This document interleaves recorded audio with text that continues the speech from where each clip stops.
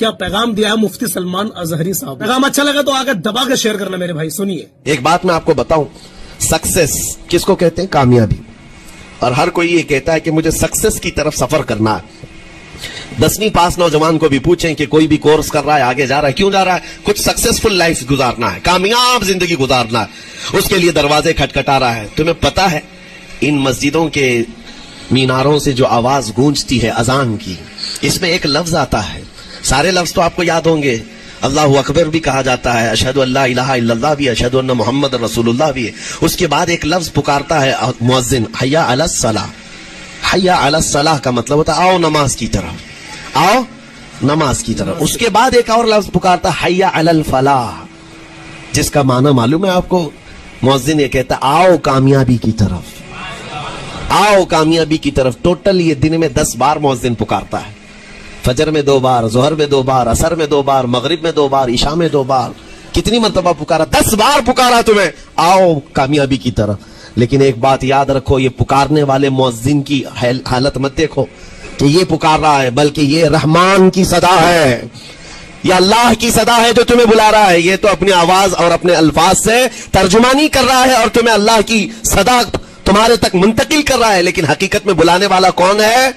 اللہ ہے. مسجدوں میں بلانے والا کون ہے؟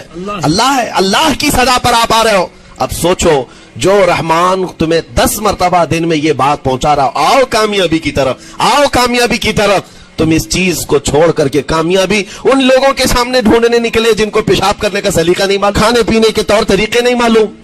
ان لوگوں کے پاس ہمارے بچے اگر کامیابی ڈھونڈیں گے تو بات یہی ہے, ٹوپی کو سر پر پہنو تو اچھا لگے گا, لیکن دوسری جگہ پہننے لگے تو بیوقوف کہیں گے, ظلم کر رہے ہو ٹوپی کے ساتھ. اسی طرح میں کہتا ہوں مسلمان کو اللہ کی بارگاہ میں آ جانا سب سے بڑی کامیابی ہے. اور اگر دوسروں کے ہاں در در بھٹکتا ہے تو گویا کہ اس نے اپنی حیثیت کو ہی گرا دیا ہے.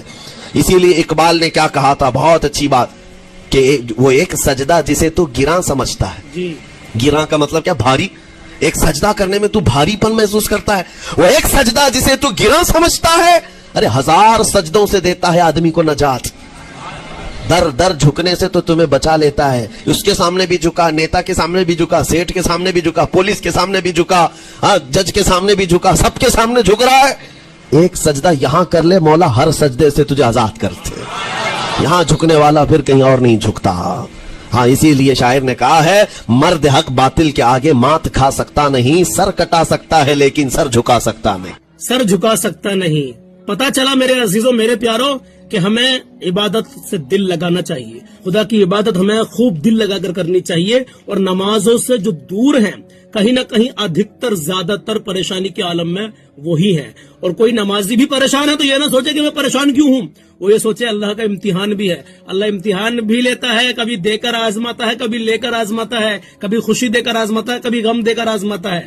جی ہاں میرے عزیز, تو ویڈیو کو ثواب کی نیت سے آگے شیئر کریں اور اپنا مشورہ کمنٹ باکس میں ضرور پیش کر دینا. اور یار پیارا سا لائک بھی کر دینا اگر آپ کو یہ پیغام اچھا